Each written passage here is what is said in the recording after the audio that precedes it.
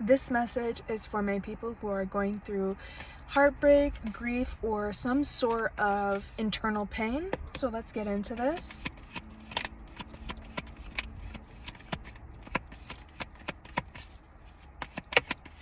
Yeah, we have the Three of Cups, the Two of Wands, Strength, and the Nine of Wands.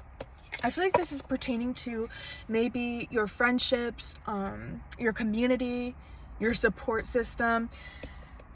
I feel like you are deciding what path you want to go down. Do you want to go down the toxic path that you've been on in the past? Look at my kitten in the back. Or do you want to go on the higher path and close out that cycle of you tolerating less than what you fucking deserve, you tolerating disrespect, you tolerating people literally walking all over you? And I feel like you are needing to close out that cycle with the World in their hand, because that's what the World card symbolizes. Kind of turning your back on that past circumstances, the past circumstances. We have Strength. It's time for you to kind of tame the beast within and focus on your healing journey and start prioritizing your needs and your desires one-on-one on the timer, because if you're not going to prioritize yourself, who's going to prioritize you? You know what I'm saying? With the Nine of Wands, I know you're a little guarded, defensive, and traumatized. I know you've endured so much suffering, but you can conquer anything that comes across your path. And it's about finding that inner strength and wisdom from the pain that you've experienced, the Four of Wands, and focusing on what brings you stability, longevity, security, and focus on like celebrating your accomplishments this far. Six of Swords and the Five of Wands. It's time for you to move into calmer waters, away from the turmoil, away from the chaos, away from the blockages, away from the fighting, away from literally competition, you know, people who secretly compete with you. It's time for you to move on. Three of Wands, and be open to receiving the blessings from the universe and brighter days, and just planning ahead and looking towards the future instead of focusing on the past and what's already been done. The Sun, like I said, gaining the strength to focus on your happiness, to choose you, to shine your authentic light regardless, 222 on the timer, of what other people fucking think about it, and no longer dimming your light for other people and doing what makes your inner child feel safe to flourish. You know, justice, karma's being served, so you just need to cut off the people who have done you wrong so they can receive the karma of the situation, you know. The King of Swords. Yeah, I feel like it's time for you to kind of focus on being logical right now and analytical, but also speaking your truth, standing up for yourself and others, and, you know, calling shit out for what it is. You're no longer letting shit slide, you know, and I feel like it's time for you to kind of detach from things.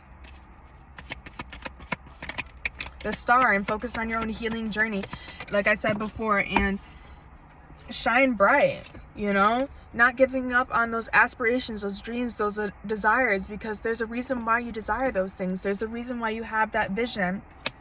With the Empress in reverse, and instead of trying to nurture, love, and care for other people, maybe you should give that to yourself, because you deserve it. I feel like you're focusing on looking internally and giving yourself the reciprocity that you deserve. You continue to be generous to everybody else, but what about you? You should focus on you first. You should be your number one priority, and that's ultimately what's going to allow you to flourish. The Nine of Cups, because you're the wish fulfillment. You're the wish fulfillment. Like, you literally bring so much to the table. You bring so much value. And so instead of just giving that so easily to other people, you should give it to yourself, because you deserve it more. You deserve it more. It's a lot of cards, but we're going to take it. The Nine of Pentacles, focus on being in this, you know, abundant and aligned energy, building this garden for yourself that's ultimately going to continue to flourish throughout your life. You know, pouring that love, care, and nurturing into yourself, like I said, so you can attract that love, care, and nurturing with the law of attraction. You're looking good. You're smelling good. You are literally flourishing. King of Pentacles, the Two of Pentacles, and the Seven of Swords. Yeah. So there's this masculine energy who was basically entertaining their options and was weighing out the pros and cons, like back and forth, very inconsistent, and just didn't really know what they wanted. And I feel like they were very fucking sneaky. Geese are saying confirmation. And they basically were just a compulsive liar. And so I feel like that's what you need to cut off. They're definitely watching you and trying to learn from you. I feel like there was a lot of passion here, maybe this lustful energy, but ultimately I feel like there's going to be a sign or synchronicity, something in the physical realm that's going to show you who you're supposed to be working with and who's kind of working against you and how you're able to move forward and move on. What else? The Queen of Wands and the Eight of Cups. Yeah, I feel like you are laser focused on detaching yourself from these circumstances so you can make room for what's actually meant for you. You're this very attractive energy. You're very magnetic, and you're very intuitive, you know, and I feel like you should be focusing on what brings you this passion, this drive, this inspiration.